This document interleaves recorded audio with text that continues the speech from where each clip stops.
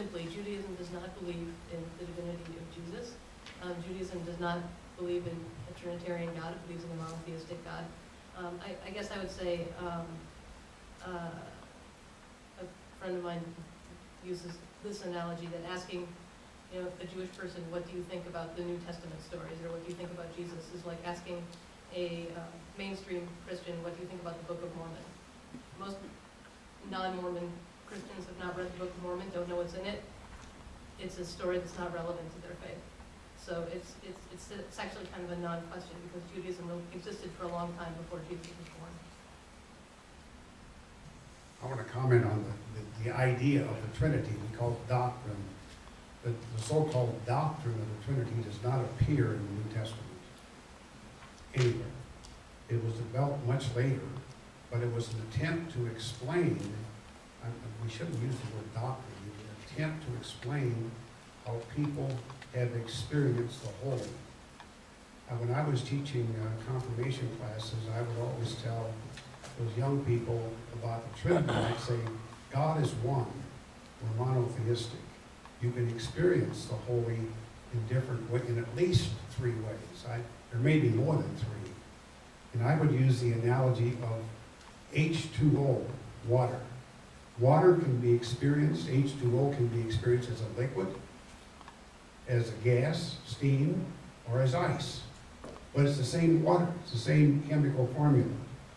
And that's what the idea of the Trinity is trying to explain. Not there are 3 gods, but that we can experience the sacred and the holy in many different ways. And that helps clear it up, because the Christian tradition is truly monotheistic. There's not more than one holy. Other questions? Yes. Okay.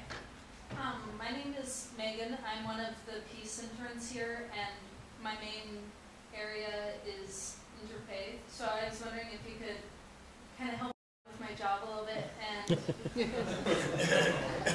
tell me what you think is most important that people need to know about your faith.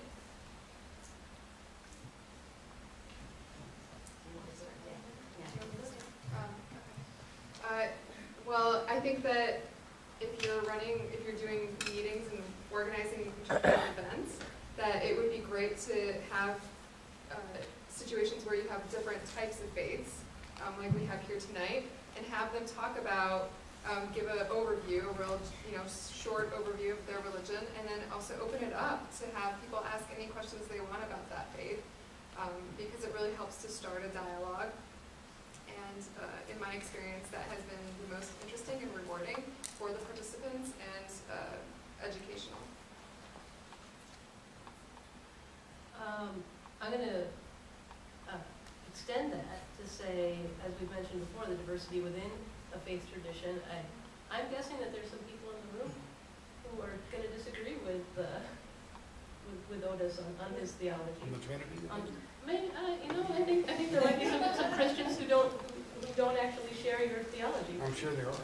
I've heard of that. Yeah, that's right. And I think it's true that I would guess just demographically the majority of the people in this room are Christians, but I bet if any 4 people sat down together and said, what do you really believe?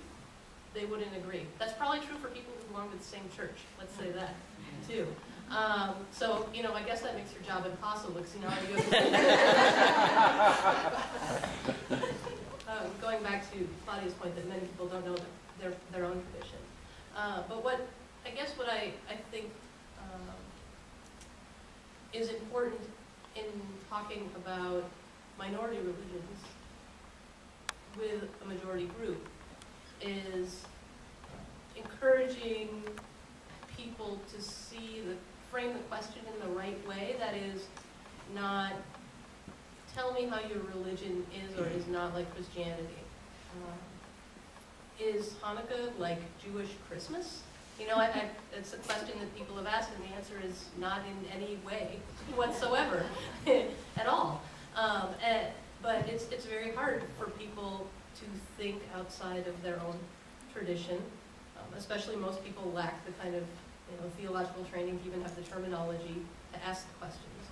So allowing people to speak for their tradition from within their tradition, rather than in a kind of translated way. Sometime, again, to help you with your job, frame the questions. And some people, sometimes they ask me, like, oh, what do you guys do? When I tell them like about Ramadan, when we're fasting from sunrise, and I say from sunrise to sunset for 30 days in a row, they say, oh, 30 days, no food, no water? I said, sunrise to sunset. So it's really hard sometimes for people to grasp. As soon as they hear that you're fasting, they think you're just gonna die for 30 days, no water, no food. And that's not true. You know, when we're fasting, as soon as we break or fast at night, we just drink and eat. And when I tell people we can drink and eat, they think we can drink. You know what? When I tell them, no, we don't drink alcohol, even though we have some people do. You know, they're Muslims and they practice Islam, and that's their choice. They know it's wrong, but they do it. So that's between them and God. It's not my business. So I just keep up to myself. But just, you know, the framing the questions and ask a good question.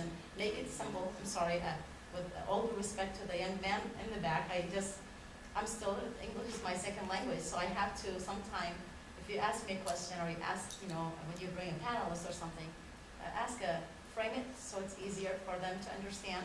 So instead of me, thank God to you, that you frame the question a little bit to me. Sometimes I find it difficult. People ask me too many words I never heard, I'm unfamiliar with, so I hate to misanswer or not answer fully, or not even, maybe I answer something, it's not even what you were asking, so I just don't want to look like a fool. That's what I was afraid tonight. I'll come in here, but it's passing, so it's almost done. I have a question for Sarah, because you're a medievalist. This Sarajevo Haggadah is a illuminated book, and was there much of a tradition of Jewish illuminated books, or was this really unique? Thanks for asking a question on a field I don't know much about. I Jewish don't manuscript illumination. I think that there was not a very extensive tradition of manuscript illumination in the Jewish tradition. But I don't really know. That's not my Well, if there particular were a lot area of of them expertise. out there, you'd probably know about it. My extensive surveying of manuscripts. I think that a lot of the iconography was taken from a Christian religious tradition of manuscript illumination, prayer book illustration. But there are some medieval religious texts with illustrations, but I think it is more a minority than it is in the medieval Christian tradition. But again, it's not my area of expertise. Ask an art historian. Well, as the author explains in the book, quite, it would be against the commandment, one of the 10 commandments, to make an image. And so, do not make any graven image, and illuminations could be thought of that way. Depends who it's an image of, I think. Yeah, right.